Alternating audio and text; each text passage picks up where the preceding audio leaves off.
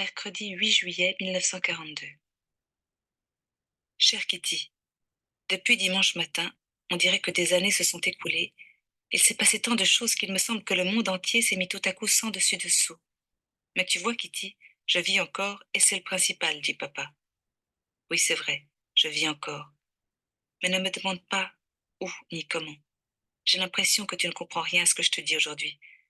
C'est pourquoi je vais commencer par te raconter ce qui s'est passé dimanche après-midi. À 3 heures, Hello s'était absenté pour revenir un peu plus tard. Quelqu'un a sonné à la porte. Je n'ai rien entendu parce que j'étais paresseusement étendue sur une chaise longue à lire au soleil sur la terrasse. Margot est apparue toute excitée à la porte de la cuisine. Il est arrivé une convocation des SS pour papa, a-t-elle chuchoté. Maman est déjà partie chez monsieur Van Daan. Van Daan est un ami et un associé de papa. Ça m'a fait un choc terrible. Une convocation, tout le monde sait ce que cela veut dire. Je voyais déjà le spectre des camps de concentration et de cellules d'isolement. Et c'est là que nous aurions dû laisser partir papa. Il n'est pas question qu'il parte, affirma Margot pendant que nous attendions maman dans le salon. Maman est allée chez Van Damme demander si nous pouvons nous installer demain dans notre cachette. Les Van Damme vont se cacher avec nous. Nous serons 7. Silence. Nous ne pouvions plus dire un mot. La pensée de papa, qui sans se douter de rien, faisait une visite à l'hospice juif, l'attente du retour de maman, la chaleur, la tension, tout cela nous imposait le silence. Soudain, la sonnette retentit de nouveau. C'est Hello, dis-je. N'ouvre pas, dit Margot, en me retenant. Mais ce n'était pas la peine. Nous entendions maman et monsieur Van Daan parler en bas avec Hello, puis ils sont entrés et ont refermé la porte derrière eux. À chaque coup de sonnette, Margot et moi devions descendre sur la pointe des pieds voir si c'était papa. On n'ouvrait à personne d'autre. On nous fit sortir du salon, Margot et moi. Van Daan voulait parler seul à maman. Quand Margot et moi nous sommes retrouvés dans notre chambre, elle m'a raconté que la convocation n'était pas pour papa, mais pour elle. Ça m'a fait encore un choc et j'ai commencé à pleurer. Margot a 16 ans.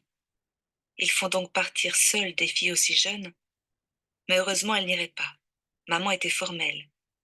Et c'est sans doute à cela que papa avait fait allusion quand il m'avait parlé de nous cacher. Nous cacher? Mais où? En ville? À la campagne? Dans une maison? Une cabane? Où? Quand? Comment?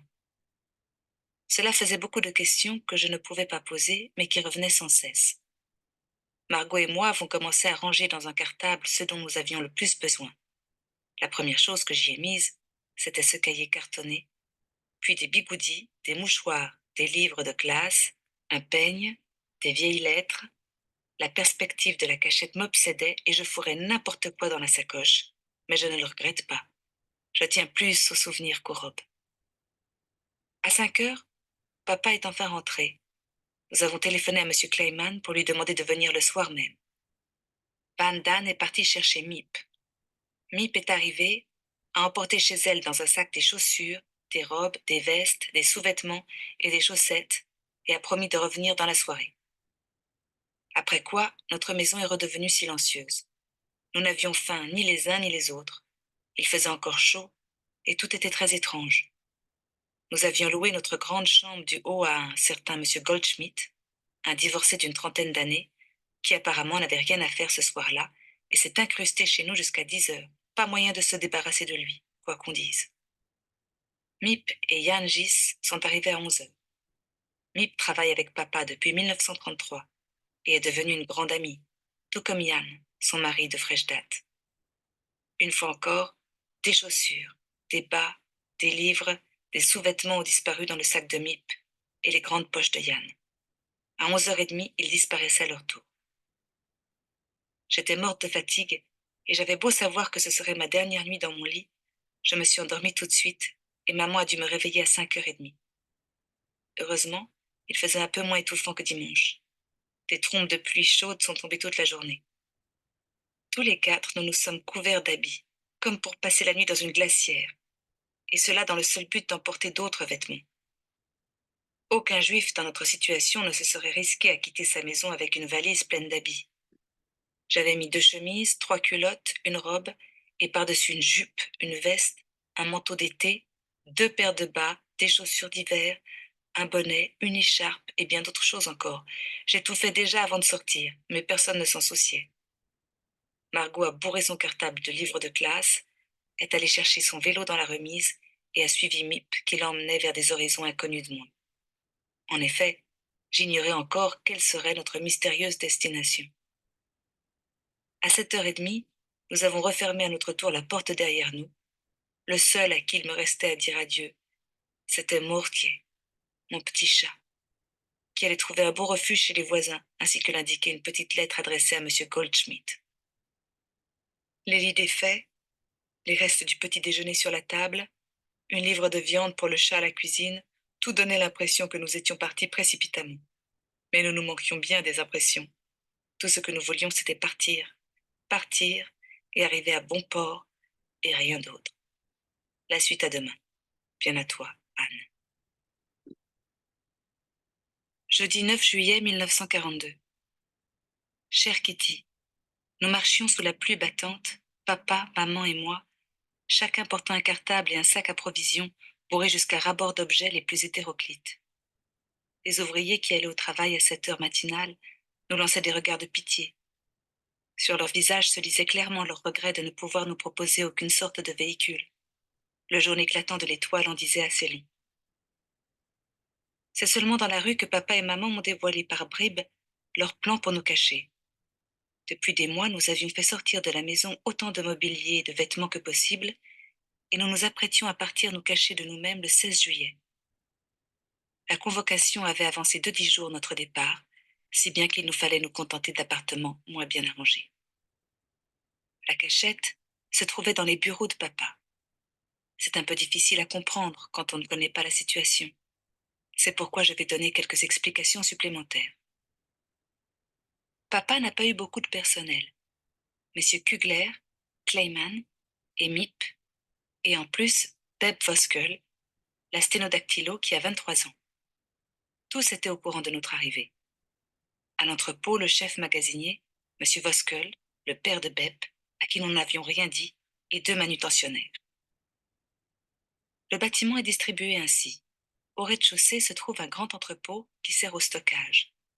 Il est partagé en différents compartiments, comme la pièce à moudre, où l'on moud la cannelle, les clous de girofle et l'ersatz de poivre, et la réserve.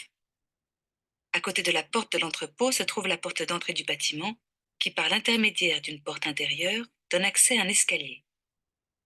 En haut de l'escalier, on arrive devant une porte en verre dépoli, sur lequel on lisait autrefois bureau en lettres noires. C'est le grand bureau de devant, très grand, très clair, très plein. Dans la journée, Bep, Mip et M. Kleiman y travaillent en traversant un petit cabinet avec un coffre-fort, une penderie et un grand placard de stockage. On parvient au bureau de la direction, petit, renfermé et sombre. Autrefois se tenaient là M. Van Damme et M. Kugler, aujourd'hui le seul occupant. On peut aussi atteindre le bureau de Kugler en venant du couloir, mais seulement par une porte vitrée qui s'ouvre de l'intérieur, mais non de l'extérieur, et à partir du bureau de Kugler, en suivant l'étroit couloir, en passant devant la remise à charbon et en montant 4 marches, le joyau de tout le bâtiment, le bureau privé. Meubles imposants en bois sombre, linoléum et tapis par terre, radio, lampes élégantes, la classe quoi. À côté, une grande et vaste cuisine avec chauffe-eau et une gazinière à 2 feux, et à côté, des toilettes. Voilà pour le premier étage. Du couloir d'en bas, un simple escalier de bois monte à l'étage supérieur.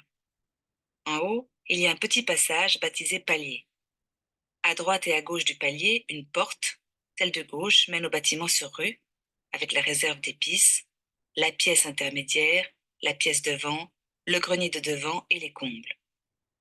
De l'autre côté de ce bâtiment sur rue, un escalier long, hyper raide, un vrai casse-pattes hollandais, descend la deuxième porte d'entrée.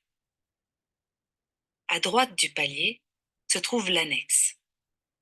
Nul ne soupçonnerait que tant de pièces se cachent derrière cette simple porte peinte en gris. Une marche devant la porte et on y est. Juste en face de l'entrée, un escalier raide, À gauche, un petit couloir et une pièce destinée à devenir la salle de séjour et la chambre à coucher de la famille Franck. À côté, une pièce plus petite, chambre à coucher et salle d'études des deux demoiselles Franck. À droite de l'escalier, une pièce sans fenêtre avec lavabo et toilette séparées, et aussi une porte donnant sur notre chambre à Margot et à moi. Quand en haut de l'escalier on ouvre la porte, on est surpris de trouver dans cette vieille bâtisse une pièce aussi grande, claire et spacieuse. Dans cette pièce se trouve une cuisinière. Sa présence est due au fait que c'était autrefois le laboratoire de Kugler et un évier. La cuisine donc, et en même temps la chambre à coucher des époux Van Damme, le salon, la salle à manger et la salle d'études communautaire. Une toute petite pièce de passage sera l'appartement de Peter Van Damme. Et puis, comme en façade, un grenier des combles. Voilà, je t'ai présenté toute notre belle annexe. Bien à toi, Anne. Vendredi 10 juillet 1942. Cher Kitty, il est très probable que ma description à rallonge de notre habitation t'a fortement ennuyée, mais je trouve qu'il faut quand même que tu saches où j'ai atterri. Comment j'ai atterri, tu l'apprendras de toutes mes prochaines lettres. D'abord la suite de mon histoire, car elle n'est pas terminée comme tu le sais. À notre arrivée, au 263 Prinsengracht, Miep s'est dépêché de nous faire prendre le long couloir, monter l'escalier de bois et de nous amener directement en haut, à l'annexe. Elle a refermé la porte derrière nous et nous nous sommes retrouvés tout seuls. Margot était arrivée bien avant nous, avec son vélo. Elle nous attendait. Notre salle de séjour et les autres pièces étaient pleines d'un fouillis indescriptible. Tous les cartons qu'on avait envoyés au bureau au cours des mois précédents étaient empilés par terre et sur les lits. La petite chambre était bourrée de literie jusqu'au plafond. Si nous voulions dormir le soir dans des lits à peu près bien faits, il fallait s'y mettre tout de suite et ranger tout le fourbi. Maman et Margot étaient incapables du moindre effort. Elles s'étaient allongées sur les lits à même le sommier, étaient fatiguées, exténuées et je ne sais quoi encore. Mais papa et moi, les deux rangeurs de la famille, voulions commencer sans plus attendre. Nous avons passé toute la journée à déballer des cartons, à remplir des placards, à planter des clous et à ranger jusqu'au soir où nous nous sommes écroulés dans des lits bien propres. Nous n'avions rien mangé de chaud de toute la journée, mais cela ne nous avait pas arrêtés. Maman et Margot étaient trop fatiguées et trop tendues pour manger. Papa et moi avions trop de travail. Mardi matin, nous avons repris là où nous nous étions arrêtés lundi. Pep et Mip sont allés faire les courses en se servant de nos tickets de rationnement. Papa a amélioré le camouflage des fenêtres qui était insuffisant. Nous avons frotté le sol de la cuisine et une fois de plus, nous nous sommes activés du matin au soir. Jusqu'à mercredi, je n'ai pour ainsi dire pas eu un seul instant pour réfléchir aux grands changements qui s'étaient produits dans ma vie. C'est alors seulement pour la première fois depuis notre installation que l'occasion s'est présentée de te rapporter les événements et en même temps de prendre pleinement conscience de ce qui m'était arrivé et de ce qui allait m'arriver encore.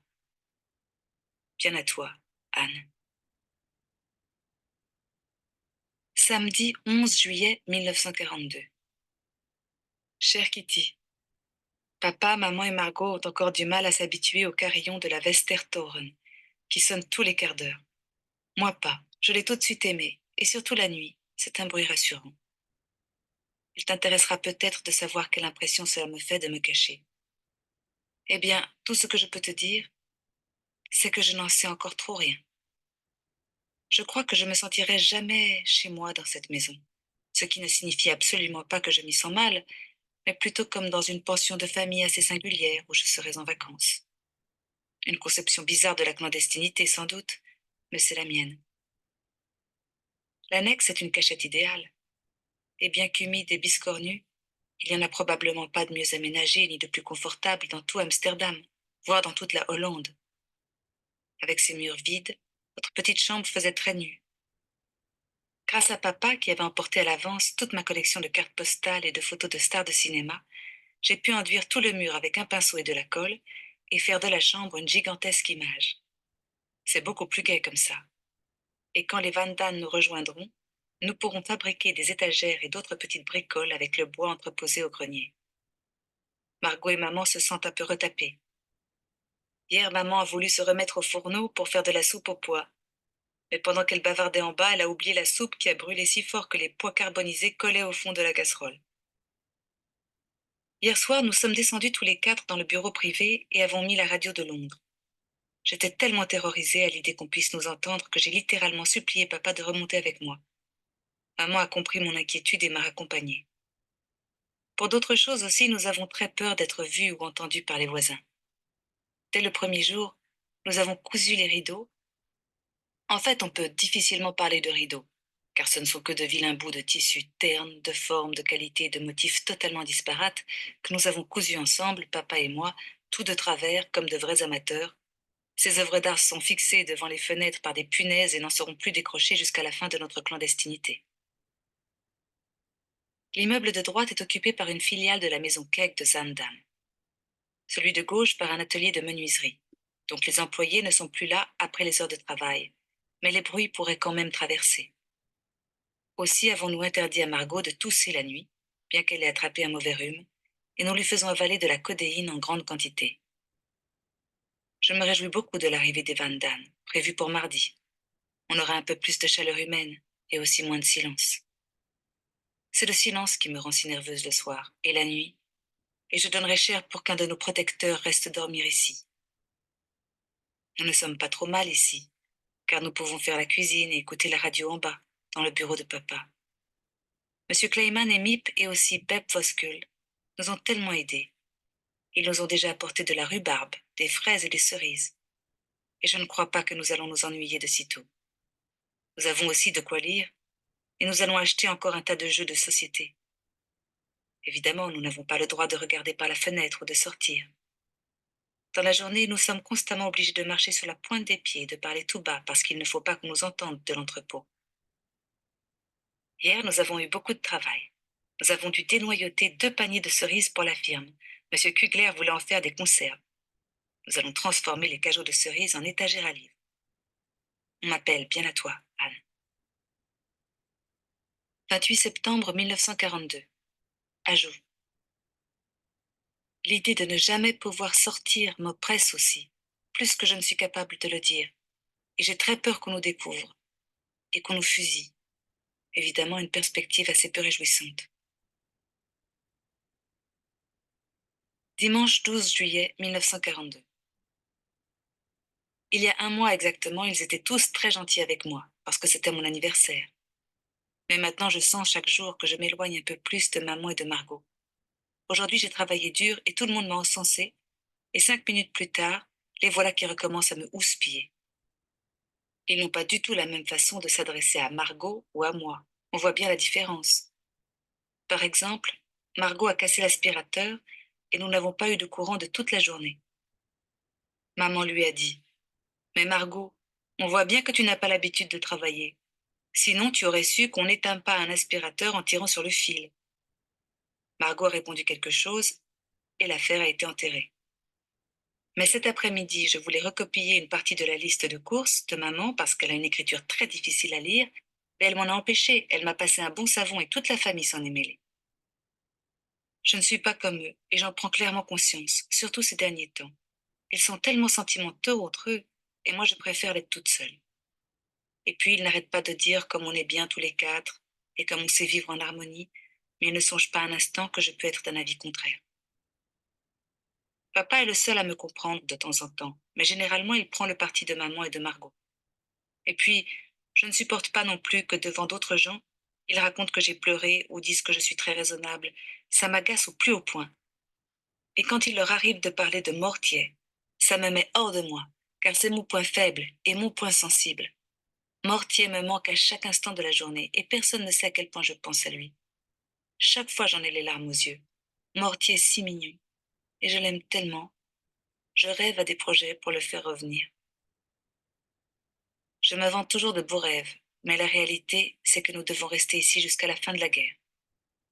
Nous n'avons jamais le droit de sortir et ne pouvons recevoir de visite que de Miep, de son mari Jan, de Beb Voskuhl, de Monsieur Voskuhl, de Monsieur Kugler, de Monsieur Kleiman et de Madame Kleiman, mais elle ne vient pas car elle trouve cela trop dangereux.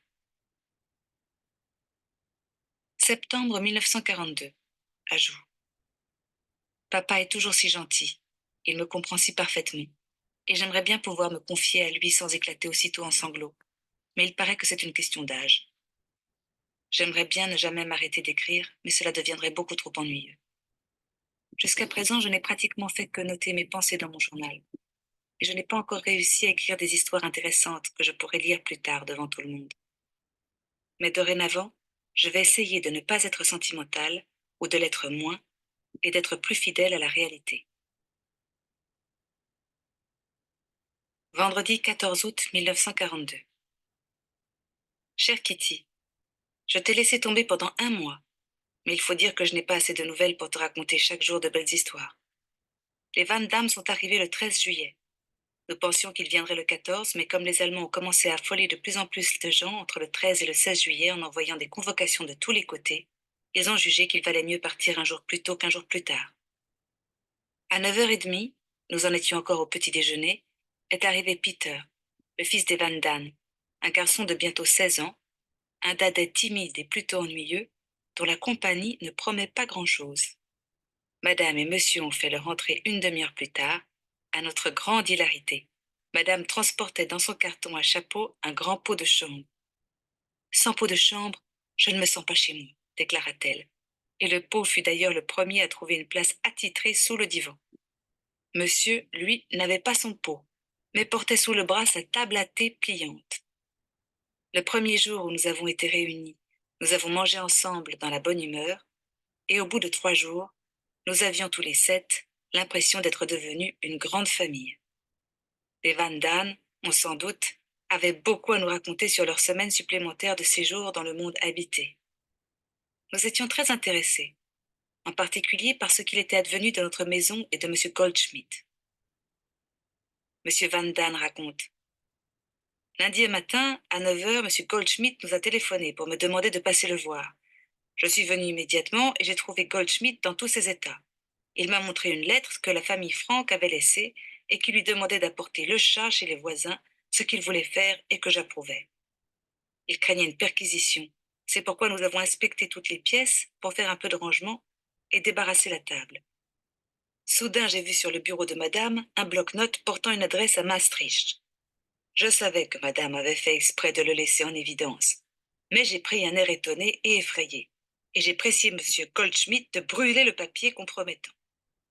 Jusque-là, j'avais prétendu tout ignorer de votre disparition, mais quand j'ai vu le papier, j'ai eu une bonne idée. J'ai dit, Monsieur Goldschmidt, je crois comprendre tout d'un coup à quoi se rapporte cette adresse. Je me rappelle très bien qu'il y a 6 mois environ, un officier de haut rang est passé au bureau. Il avait bien connu Monsieur Franck dans sa jeunesse.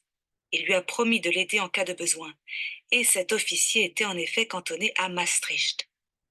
Il a dû tenir parole et faire passer Monsieur Franck par je ne sais quel moyen en Belgique, et de là en Suisse. Vous n'avez qu'à le dire aux amis des Franck, s'ils viennent demander de leurs nouvelles, mais bien entendu, ce n'est pas la peine de parler de Maastricht. Sur ce, je suis parti. La plupart des amis sont au courant, car l'histoire m'est déjà revenue aux oreilles de différents côtés. Nous avons trouvé l'anecdote très amusante, mais avons ri bien plus encore de l'imagination des gens en entendant le récit de M. Van Damme à propos d'autres amis. Ainsi, une famille de la Merwede-Plein nous avait vu passer tous 4 à bicyclette le matin de bonne heure, et une autre dame assurait qu'on nous avait fait monter dans un camion militaire. Bien à toi, Anne. Vendredi 21 août 1942. Chère Kitty, notre cachette est devenue une cachette digne de ce nom. En effet, M. Kugler a jugé plus prudent de mettre une bibliothèque devant notre porte d'entrée, parce qu'on fait de nombreuses perquisitions à la recherche de vélos cachés. Mais naturellement une bibliothèque pivotante qui peut s'ouvrir comme une porte. C'est M. Voskuhl qui s'est chargé de fabriquer l'objet. Nous avons mis M. Voskuhl au courant de la présence des 7 clandestins. Il est le dévouement personnifié. Maintenant, pour descendre, nous sommes d'abord obligés de baisser la tête, puis de sauter. Au bout de 3 jours, nous avions tous le front couvert de bosses, parce que tout le monde se cognait à l'encadrement de la porte basse. Peter a essayé d'adoucir le choc en y clouant un morceau de tissu rembourré de laine de bois. Espérons que ça marchera. Je n'apprends pas grand-chose. J'ai décidé de me mettre en vacances jusqu'en septembre.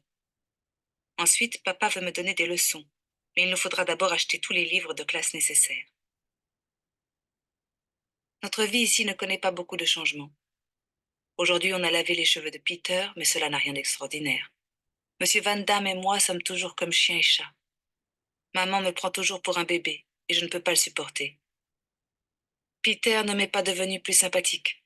Il est ennuyeux, paresse toute la journée sur son lit, donne 2, 3 coups de marteau et retourne faire un somme. Quelle andouille. Ce matin, maman a recommencé à me faire un de ces affreux sermons, et je ne le supporte pas. Nos idées sont diamétralement opposées. Papa est un chou, même s'il lui arrive de se fâcher 5 minutes contre moi. Dehors, il fait beau et chaud, et malgré tout, nous en profitons autant que possible, en allant nous étendre au grenier sur le licage. Bien à toi, Anne. 21 septembre 1942. Ajout. Ces derniers temps, Monsieur Van Damme est tout miel avec moi. Je ne dis rien, mais je n'en pense pas moins. Mercredi 2 septembre 1942. Chère Kitty, Monsieur et Madame Van Damme se sont fait une scène violente. Je n'ai encore jamais rien vu de pareil, car il ne viendrait pas à l'idée de papa et maman de hurler ainsi. La raison de la dispute était si insignifiante qu'un seul mot était encore de trop. Mais bon, tous les goûts sont dans la nature. Bien sûr, c'est très désagréable pour Peter. Il est coincé entre les deux, mais personne ne le prend plus au sérieux parce qu'il est terriblement douillet et paresseux. Hier, il était passablement inquiet d'avoir la langue bleue au lieu de rouge. Ce symptôme insolite a disparu cependant aussi vite qu'il était venu. Aujourd'hui, il se promène avec une grosse écharpe autour du cou parce qu'il a le torticolis.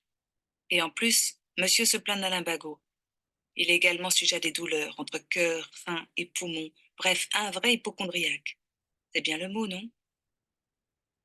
Ce n'est pas le grand amour entre maman et madame Van Damme. Les occasions de friction ne manquent pas. Pour ne citer qu'un exemple, je te raconterai que madame a retiré de l'armoire à linge commune tous ses draps sauf 3. Elle a évidemment décidé que le linge de maman pouvait servir à toute la famille. Elle va déchanter quand elle s'apercevra que maman a suivi son exemple.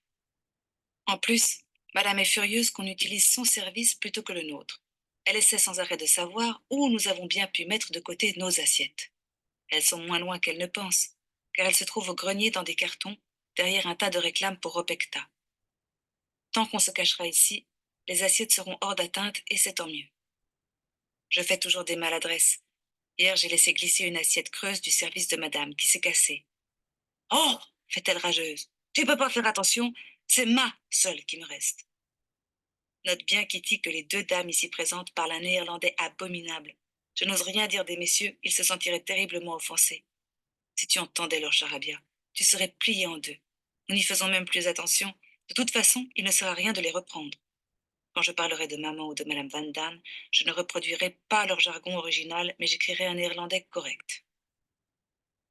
La semaine dernière, un petit incident est venu rompre la monotonie de notre vie à cause d'un livre sur les femmes et de Peter.